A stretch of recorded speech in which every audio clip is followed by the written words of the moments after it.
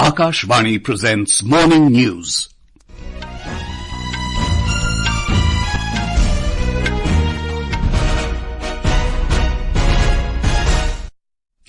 Good morning, I'm Sanjay Mattu. The headlines. Prime Minister Narendra Modi to flag off 3 Vande Bharat trains today. Prime Minister to also inaugurate a 2-day national conference of district judiciary in New Delhi this morning. Former Jharkhand Chief Minister and veteran JMM leader Champai Soren and his son Babulal Soren joined BJP. India, Sri Lanka, Mauritius and the Maldives sign Charter and MoU for establishment of Colombo Security Conclave Secretariat in Colombo to promote regional security. IMD says cyclone Asna causing heavy rains in Gujarat likely to move away from Indian coast during next 24 hours. And Aarti wins bronze medal in women's 10,000 metre race walk event at World U20 Athletics Championships in Lima, Peru.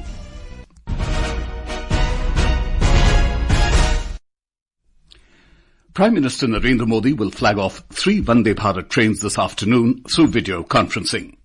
Realizing the vision of Make in India and Atmanirbhar Bharat, the state-of-the-art Vande Bharat Express will improve connectivity on 3 routes: Meerut-Lucknow, Madurai-Bengaluru and Chennai-Nagarkoil.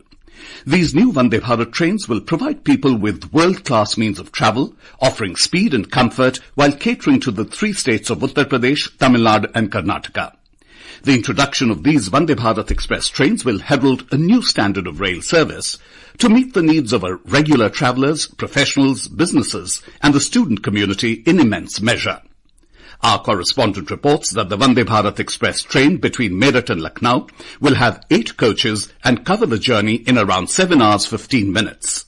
The Meerut-Lucknow Vande Bharat Express will begin its regular service on Sunday from Lucknow, and from Meerut City Junction it will start on Monday. The train will operate 6 days a week except Tuesday. It will depart from Meerut City at 6:35 am and from Lucknow at 2:45 pm. This state-of-the-art semi-high-speed train is designed with modern amenities to offer passengers a faster and more comfortable travel experience. The train will significantly improve connectivity and reduce travel time between Meerut City and Lucknow. Anand Kumar, Akashvani News, Delhi.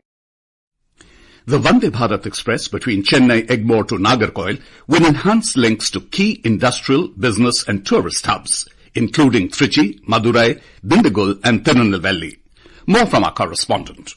The first Vande Bharat rail service will connect Chennai to Nagarkoil, a land of ancient temples and also tourism. Passing through 12 districts, the train will cover a distance of 726 kilometers and will provide modern and faster travel experience with world-class amenities and advanced features including Kavach technology, CCTV cameras for enhanced security and 360 degrees rotating chairs. Carrying the name of Koil meaning temple, Nagarkoil has also interesting tourist places like the ancient Padmanabhapuram Palace and temple. The new Vande Bharat train will help to boost the economic growth as it is also a spice trade center. Joy, Akashvani News, Chennai. Prime Minister Narendra Modi will inaugurate a 2-day national conference of district judiciary at Bharat Mandapam in New Delhi this morning. On the occasion, the Prime Minister will unveil a stamp and coin commemorating 75 years of the establishment of the Supreme Court. The 2-day conference, organized by the Supreme Court, will feature 5 sessions on district judiciary issues, including infrastructure, inclusive courtrooms, judicial security, case management and training. The Chief Justice of India, Union Minister for Law and Justice and the Attorney General will also participate in the inaugural program. Former Jharkhand Chief Minister Champai Soren joined the BJP at a function in Ranchi yesterday. The son of the former Jharkhand Mukti Morcha or JMM leader Babulal Soren also joined the party.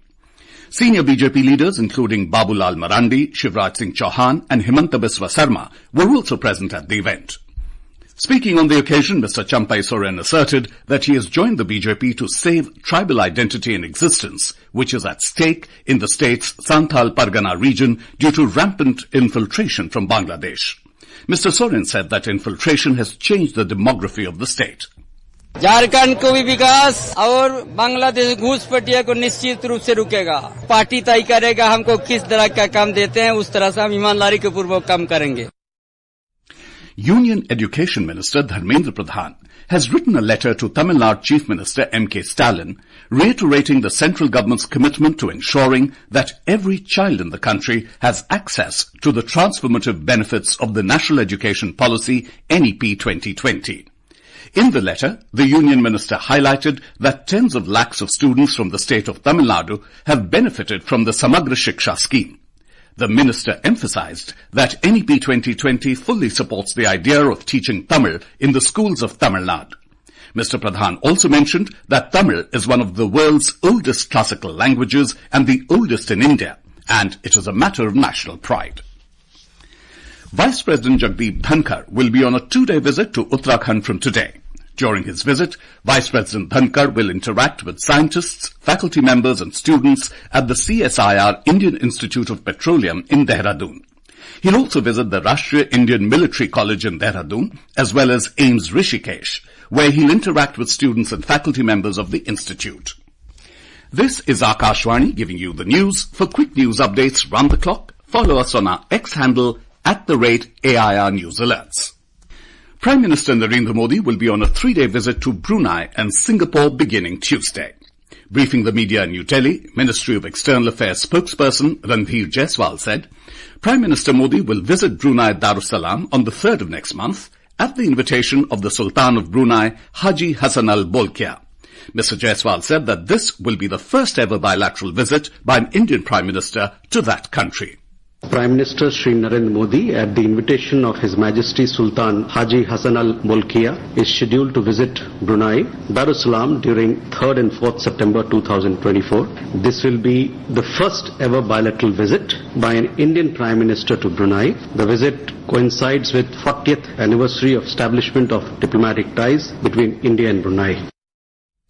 Mr. Jaiswal informed that on the second leg of his visit, Mr. Modi will reach Singapore on Wednesday at the invitation of the Prime Minister of Singapore, Lawrence Wong. India, the Maldives, Mauritius and Sri Lanka have signed a charter and an MoU for the establishment of the Colombo Security Conclave or CSC Secretariat in Colombo to address security and stability challenges in the Indian Ocean region. The signing ceremony was hosted in Colombo by the government of Sri Lanka. National Security Advisor Ajit Doval and the representatives of the Maldives, Mauritius and Sri Lanka signed the documents yesterday on behalf of the respective member states. Speaking on the occasion, National Security Advisor Ajit Doval emphasized the importance of the Colombo Security Conclave in addressing traditional, non-traditional and emerging hybrid security challenges. He highlighted the need for sustained regional cooperation across various security pillars. The CSC's core objective is to promote regional security by addressing transnational threats and challenges of common concern to the member states. The Indian Meteorological Department has issued a warning that cyclone Asna, a deep depression over the Arabian Sea causing heavy rains in Gujarat, is likely to move west-northwest over the northeast Arabian Sea and away from the Indian coast during the next 24 hours. The regions of Kutch in Gujarat received heavy rainfall during the last 24 hours. Meanwhile, the IMD has forecast very heavy rainfall at isolated places over Odisha, Chhattisgarh, coastal Andhra Pradesh, Yanam and coastal Karnataka today. The weather agency has also forecast heavy rainfall over central India, Kerala, Mahe district of Puducherry, coastal Karnataka and central Maharashtra during the next 7 days. The IMD has forecast light to moderate rainfall over Nagaland, Manipur, Mizoram, Tripura, Andaman and Nicobar Islands, Odisha, Jammu Kashmir, Ladakh, Gilgit-Baltistan, Muzaffarabad, Himachal Pradesh, Uttarakhand and East Rajasthan during the next 7 days. In Punjab, water scarcity has reached a critical point amid rapid depletion of groundwater level in most of the districts. Out of the total 23 districts of the state, the situation is extremely worrying in about 8 districts, while in 9 districts the water level has reached a critical state.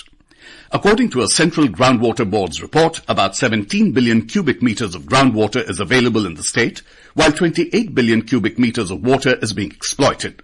We have a report. The worst situation is in the Chief Minister's own district, Sangrur, where the water level has gone down by more than 44 meters. The water level is continuously going down in Patiala, Pathankot, Jalandhar, Hoshiarpur, Ropar, Kapurthala, Taran and Shahid Bhagat Singh Nagar districts, and it is between 28 to 43 meters in these districts. Due to excessive water exploitation, about 78% of the state's area is in the dark zone. Sheshu Sharma Shantal, Akashvani News, Jalandhar. At the Paralympic Games in Paris, India's medal hopes continue to rest on the shooters on day 3 today. Para shuttlers and archers are also set to compete in what promises to be another thrilling day of action. We have a report.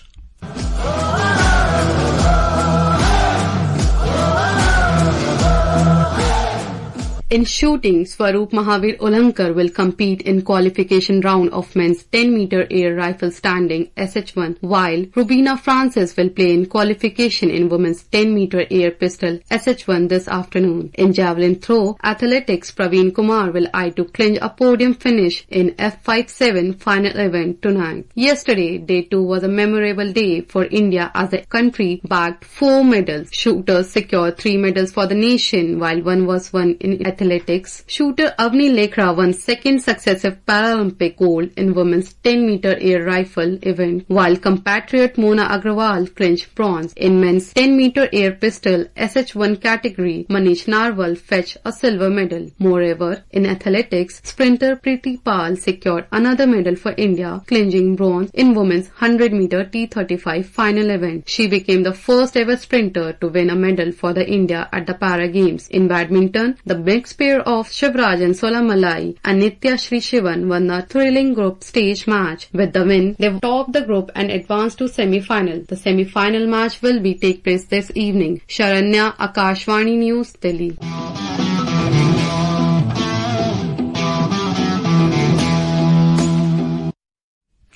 In the World Under-20 Athletics Championships, Aarti won a bronze medal in the women's 10,000 meters racewalk event with a national under-20 record time to open India's medal count at Lima in Peru yesterday. She clocked 44 minutes, 39.39 seconds to finish third in the grueling event on the penultimate day of competitions. The 17-year-old Aarti broke her own earlier national record of 47 minutes, 21.04 seconds, which she had clocked in March this year in the National Federation Cup Under-20 Championships in Lucknow. Chinese racewalker Zhuoma Baima won the gold, while Mei-Ling Chen clinched the silver. In US Open tennis, the Indo-Australian pair of Rohan Bopanna and Matthew Ebden have advanced to the pre-quarterfinals of the men's doubles. The second-seed duo defeated the Spanish-Argentinian pair of Roberto Carabel Baena and Federico Coria 6-2, 6-4 in the second round. The Indo-Australian pair next faced the Argentinian duo of Andre Molteni and Maximo Gonzalez. India's Rohan Bopanna also progressed to the second round of the mixed doubles along with his partner Aldila Sutjihadi of Indonesia. And now for a look at today's newspapers, it's over to Shefali Singh. Thank you, Sanjay. Prime Minister Narendra Modi's comment on the collapse of a statue of Chhatrapati Shivaji Maharaj in Maharashtra is prominently noticed on the front pages. The Hindu writes, Shivaji, our deity, says PM, apologizes for collapse of Maratha king's statue. Another story widely noticed in the press concerns the 1984 anti-Sikh riots. Congress's titler to face murder trial 40 years after anti-Sikh riots. Framing of charges ordered, reports the Indian Express. The Times of India highlights External Affairs Minister S. Jayashankar's comment at a book release function. The paper writes, era of uninterrupted talks with Pak over, says Jayashankar. In business news, the merger of Vistara and Air India is widely covered, with the Hindustan Times writing, FDI note for Air India, no Vistara after November 11. And finally, most papers carry a photograph of a smiling Avni Lekra as she became the first Indian woman to win 2 Paralympic gold medals. And with that, it's back to you, Sanjay. And now, before we end the bulletin, the headlines once again. Prime Minister Narendra Modi to flag off 3 Vande Bharat trains today. Prime Minister to also inaugurate a 2-day National Conference of District Judiciary in New Delhi this morning. Former Jharkhand Chief Minister and veteran JMM leader Champai Soren and his son Babulal Soren joined BJP. India, Sri Lanka, Mauritius and the Maldives signed Charter and MoU for establishment of Colombo Security Conclave Secretariat in Colombo to promote regional security. IMD says cyclone Asna causing heavy rains in Gujarat, likely to move away from Indian coast during next 24 hours. And Aarti wins bronze medal in women's 10,000 meter racewalk event at the World U20 Athletics Championships in Lima, Peru. And with that, we end the morning news. Have a nice day.